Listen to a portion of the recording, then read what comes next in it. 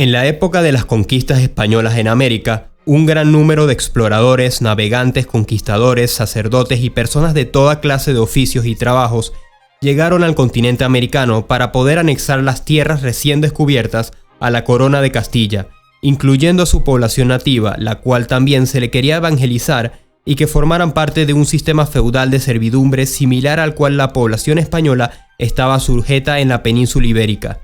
Sin embargo, durante esta era de conquistas, o por lo menos durante los primeros 40 años, según estimaciones, no llegaron más de 40.000 españoles al continente americano, de los cuales, como ya he dicho, no todos eran conquistadores.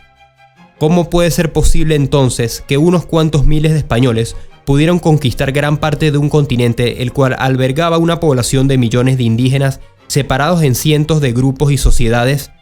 Aquí te cuento 4 razones por las cuales los españoles pudieron unir la mitad de un continente en una sola entidad política.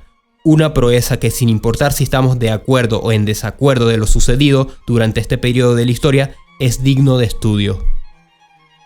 La primera razón, y probablemente la más importante por la cual los conquistadores españoles tuvieron un rotundo éxito en sus conquistas, fue la alianza y la unión de varios grupos indígenas a la causa conquistadora. Aunque durante los primeros años de la conquista, los españoles tuvieron que valerse por ellos mismos y sufrir varios encuentros fatales con grupos indígenas como los taínos, como sucedió con el Fuerte Navidad, el primer asentamiento creado por los exploradores del primer viaje de Colón en la isla La Española, donde todos los españoles fueron exterminados y el mismo fuerte hecho trizas. Desde inicios del siglo XVI se comenzó una serie de exploraciones y conquistas en el territorio americano bajo la orden de la corona de pacificar y evangelizar indígenas en las tierras recién descubiertas. Los conquistadores españoles se beneficiaron de alianzas estratégicas con varios pueblos indígenas. Aprovecharon conflictos internos existentes entre pueblos de una zona determinada para formar alianzas y así realizar un proceso de conquista mucho más efectivo. Tal era el caso del pueblo tlaxcalteca, quienes por décadas estuvieron en constantes guerras contra los aztecas, quienes tenían el poder hegemónico en la zona mesoamericana. Al contar con el apoyo de estos pueblos indígenas, los españoles pudieron fortalecer sus filas y obtener un conocimiento profundo de la geografía y las costumbres locales y, por supuesto, lo más importante, soldados que lucharan en favor de la corona española. Esta colaboración fue fundamental para su éxito en la conquista de América. Es importante acotar que sin estas alianzas probablemente a los españoles les hubiera resultado prácticamente imposible conquistar imperios como el Mexica o el Inca, ya que en ambos casos los soldados españoles no eran más de 5.000, mientras que las tropas enemigas podían superar fácilmente los 40.000 soldados. Razón número 2. Armaduras con mayor protección, armas de fuego y caballos. La ventaja que tuvieron los conquistadores en cuanto a armas y armaduras les sirvió mucho, sobre todo durante los primeros años de conquista, en los cuales aún no tenían alianzas con muchos grupos nativos y tenían que valerse principalmente de sus propias tropas contra poblaciones pequeñas de indígenas, como fue el caso de la batalla de Centla, en la cual aproximadamente 400 españoles al mando de Hernán Cortés se enfrentaron en contra de aproximadamente 1000 mayas chontales, dando la primera victoria a los españoles en Mesoamérica, que permitió formar las primeras alianzas indígenas en esta zona.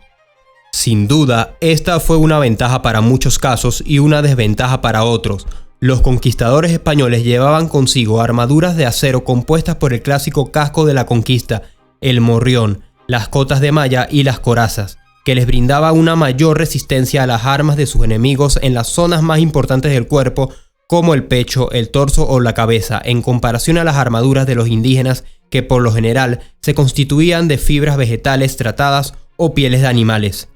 Esto, por supuesto, no significaba una superioridad en todos los casos, pues las armaduras de hierro podían ser un gran infierno para las zonas más calurosas del continente, muy pesadas para largos viajes y ser contraproducente para peleas en lugares angostos, sobre todo en las zonas selváticas, razón por la cual en muchos casos los mismos conquistadores españoles pelearon varias veces en armaduras elaboradas por sus aliados indígenas.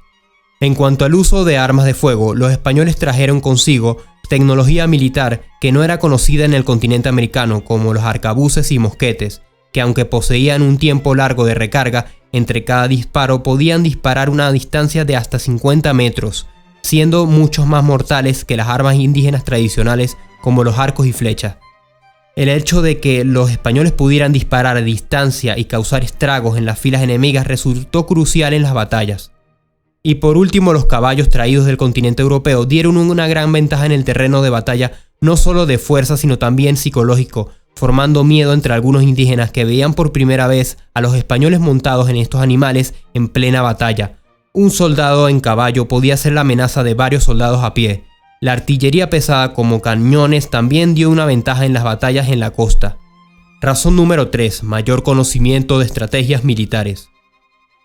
Debido a que por lo general las tácticas de guerra en la mayoría de sociedades en América se basaban en emboscadas y el ataque directo como último recurso, todo esto debido al terreno irregular que caracteriza el continente, al momento de enfrentarse directamente con los españoles ignoraban el orden de ataque oblicuo y atacaban casi siempre de frente. Esto le daba ventaja a los soldados españoles de usar armas como el arcabuz o la ballesta sin fallar prácticamente ningún tiro. Al aliarse con estos grupos indígenas, los españoles conocieron las tácticas de sus enemigos y tenían el conocimiento militar de ambos mundos, combinando las tácticas de los nativos americanos para realizar emboscadas y de los europeos de planear técnicas de flanqueo y división en ataques directos. Razón número 4. Los virus. Algo que no mucha gente sabe es que la mayoría de los nativos de las tierras americanas perecieron a causa de virus. ¿En qué porcentaje? No se sabe con exactitud, pero algunos científicos como el geógrafo Jared Diamond estiman que el 95% de todo el descenso poblacional que hubo durante la conquista se debió a virus como la viruela, que los europeos, sin saberlo, trajeron consigo al nuevo continente. Estas enfermedades tuvieron un impacto devastador en la población nativa, principalmente porque no tenían inmunidad natural contra ellas. La falta de exposición previa a estas enfermedades debilitó enormemente a los pueblos indígenas que se enfrentaron a los conquistadores españoles, lo que también facilitó la victoria de estos últimos en el proceso de la conquista. Estas fueron las 4 razones principales por las cuales los españoles lograron conquistar un territorio tan extenso y anexarlo a lo que luego sería el Imperio Español. Como siempre, gracias por ver. Si te gustó el video, no olvides darle like y suscribirte si aún no estás suscrito. Comenta abajo tus opiniones sobre esto.